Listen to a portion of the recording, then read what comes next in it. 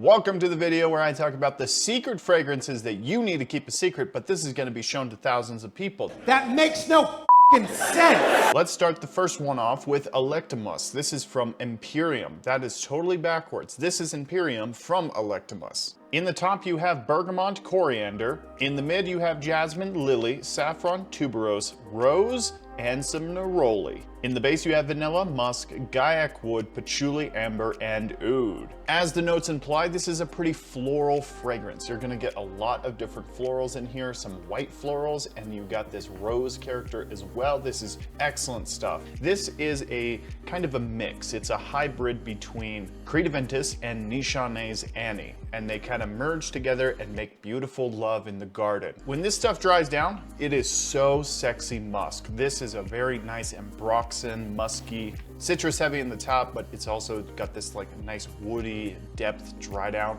You have to give this stuff a shot. This is some excellent, excellent stuff. I did get a couple of compliments with this one, but I'm not gonna spout out that I get compliments because I feel like that's cheating. And it could be like, really? But Imperium, I almost did it again. Imperium from Electimus. Got it. That being said, Nichane Annie, I would recommend too, but this one is kind of like, you know, the more vanillic balsamic cedarwood version, bigger brother, I suppose. The notes for Annie are ginger, bergamot, pink pepper, and green notes in the top, and in the mid you have cardamom, black currant, and Turkish rose. In the base you have vanilla, benzoin, sandalwood, and cedarwood, musk, patchouli, and ambergris. This stuff is excellent for the fall and the winter time. If you're looking for a fragrance for the summertime, this is not gonna be it at all. Nichane's Annie has this like kind of almost cookie-like quality to it, that kind of thickness, I suppose. And we all love thickness, but with our fragrances in the summertime, thickness can be a little much. A lot of vanilla in here. You get this nice rich balsamic kind of character, this nice amber tone in this. This one springs sexiness all over the place. You're gonna sexy all over the place. And I think it's pretty reasonable to keep a secret. This stuff is fantastic. And if everyone starts smelling like this, we're gonna have a, you know, room full of sexy people, which probably is not a bad thing, but you know, you get the point. You don't want everybody smelling like this because it will just be a thick cloud everywhere. But if one person's wearing it, it would be like, wow, this is really vanilla pleasant. Now, if you're in the office and you're, you know, keeping everything a secret, like your secretary, you might want to keep Vetiver Sensual a secret too. This stuff is really, really great. It's got this nice citrus freshness. It's based off around Hedione, nice, airy, clean, light, and breezy. The notes for Vetiver Sensual are lime, lemon, bergamot, orange, pepper, and in the mid you have mint, orchid, patchouli, and in the base you have vetiver, woodsy notes, white musk, oak moss, and amber. There's a touch of a pink pepper note in here, and the vetiver in here is not overdone. This is based around like a veteryl fix, which is a nice cedar wood vetiver kind of molecule in here, and the vetiver comes across very kind of tame. It's more cedarwood heavy than vetiver, but you do still get the vetiver sprinkled in there. A nice touch, pleasant aroma of vetiver. But it's not like a earthy vetiver where you're smelling like a tumbleweed that rolled in the garden and, you know, it's dirty. Not with this.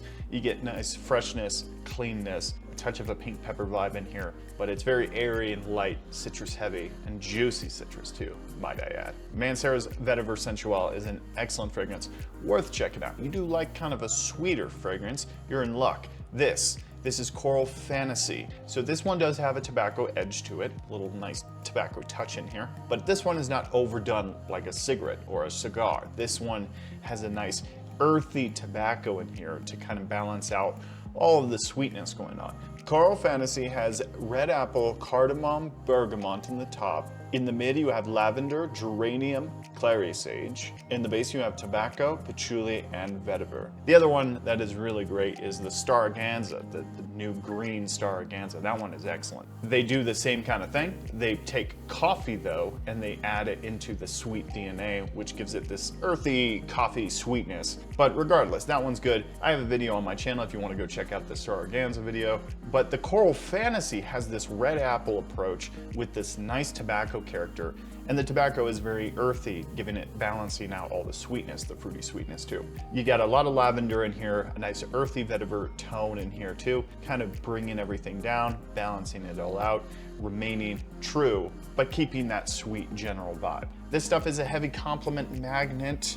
It pushes off the air and you smell fire. I was gonna say something else, but YouTube policies. Definitely give it a shot. Coral Fantasy. It's a little hard to find, but if you like this DNA, try giving Starganza a try too. That one is really, really great. All right, this next one, I'm not even gonna try to pronounce the name because it sounds like Nazi. But this is a clone of Boss Bottled Intense, the Eau de Parfum version, which has been discontinued for a very long time, and it's a sad mumbo jumbo. Anyway, we won't get into any of that, but this one has the same DNA, same character, allegedly. The notes are apple and orange blossom in the top, cinnamon, clove, and geranium in the mid, and in the base you have vanilla, sandalwood, cedarwood, and vetiver. It has that nice warm cinnamon, the nice nutmeg in here, kind of vanillic, but it has this like fall time apple pie kind of smell to it. This one actually performs a little bit better than the original. That's what my experience has been from it. It's really, really nice. This one is interesting too because it smells like an apple pie, but it's still fresh and it's still clean, very airy and light. Little citrus going on in here, a little citrus action.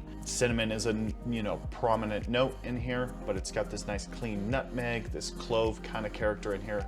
Little vanillic, very, very nice. Give it a shot. All right, this next one. So the original is very easy to find and it's very sweet, lavender heavy, kind of clean, musky kind of smell.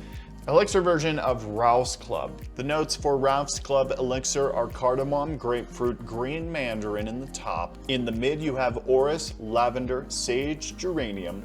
And in the base you have leather, olibanum, balsam fir, and patchouli. This stuff is fantastic. This is rich in the olibanum department, which causes this like nice smoky resinous kind of smell to it. It's almost like amber, just a standard amber note with a smoky vibe to it, like a smoky balsamic kind of tinge to it. When you mix that with the clean lavender DNA of Ralph's Club, you get this recipe for amazingness. You still get the clean laundry detergent kind of character with this one. It's the sweet aromatic lavender that you find in most any fragrance on the market nowadays, but you get this like nice smoky olibanum kind of character in here, this nice rich resin kind of thing going on in here. This one pushes through the air quite nice. This is a great party scent, but if anybody asks, you're not wearing it. Just tell them you're wearing something else. All right, so this one is not technically on the list, but I wanted to bring it up. Bleu de Chanel Parfum. If anybody asks you what you're wearing and you're wearing this, for the love of God,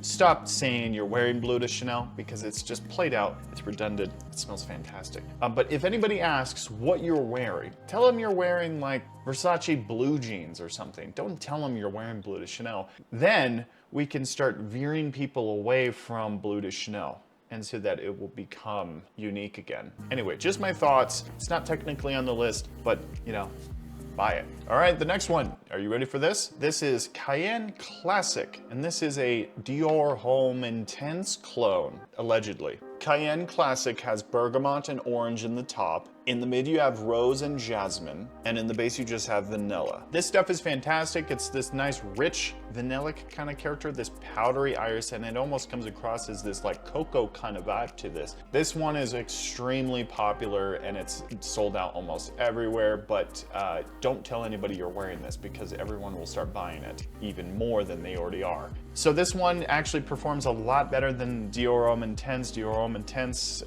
allegedly has a lot of performance problems right now. The newer batches don't perform as well. So if you're looking for a beast mode performer, check out Cayenne Classic. This one does the same kind of deal, the same kind of DNA, right up to the point of it's unrecognizable from the original, but this one has a little bit more longevity, a little bit more performance, and it just has a better presence to it in the deep, deep dry down. In the opening and throughout the mid, you're gonna find that they're pretty much the same, pretty much identical. It's just the performance really separates this one from the other one. This one comes across a little bit more cocoa-y too. Just a thought, but they're pretty much identical. All right, the next one is Peroni Eau de Parfum Intense. This stuff is fantastic. If you like Layton kind of DNA with a nice woody oud style to it, this stuff is for you. Now, this one is not an everyday kind of fragrance. This one you could wear on like a special occasion or somewhere where you're dressed up really nice or going out on a date or a night out with friends. This one would kind of play into that a little bit more than say an everyday kind of scent, because it is kind of thick and creamy. And you know what I say about thick and creamy, you gotta have it. In the top you have Italian tangerine, bergamot, and pink pepper. In the mid you have green apple, patchouli, and saffron. In the base you have oud, vanilla, and ambroxan.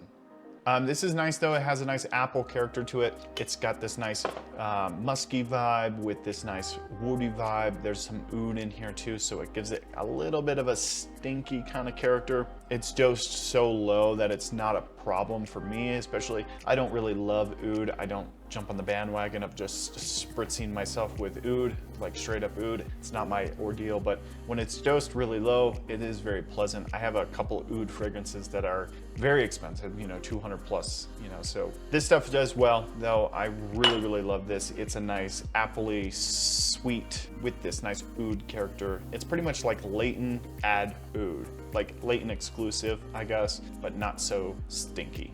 Not saying that, you know, Layton exclusive is stinky, but you know, that kind of thing. All right, this one is definitely worth keeping it a secret, but this one is Zion from Alexandria Fragrances. This one doesn't get heavily talked about everywhere. I try to talk about it occasionally here and there because this stuff is fantastic. It smells super musky, super fresh, super clean. It is a inspired by version of Roja Dove's Elysium. That DNA is so fantastic. It's citrusy, it's fresh, it's musky, and it's got this nice pleasant wood character in there. Really excellent. This stuff lasts for a very long time. I'm always impressed by how this stuff performs. I work a long days where I'm out in the field for very long days, like 14 hours. You know, sometimes it's exhausting sometimes. And this stuff, whenever I spray it on, I'm usually carried throughout that entire workday. So really happy with this, but I did buy this one years ago, almost 4 years ago. So this one has macerated for a very long time. The oils have seeped together and it is this like pure sexiness. So if you buy any of these fragrances, or if you buy this one,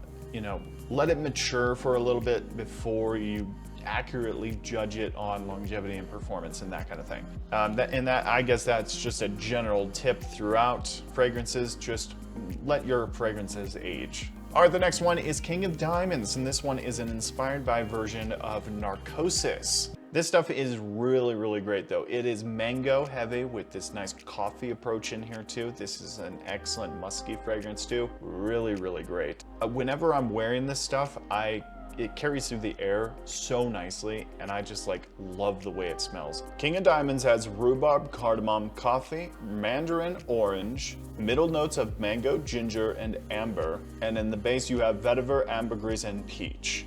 It's very unisex, so I wouldn't, you know, jump on this one if you're an ultra masculine man that likes to drive motorcycles and beat his wife. Maybe not the one for you. For the most part, it's really sexy. Let me know in the comments down below, what are your secret fragrances? Kind of stupid, but hey, here we are. Thanks so much for watching the video, everyone. We'll see you next time.